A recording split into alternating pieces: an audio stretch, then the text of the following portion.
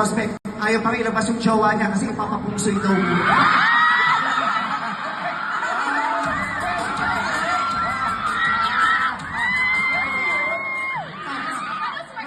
May dumalaw sa dressing room, oh. Nakakap, nakatakbo yung mga...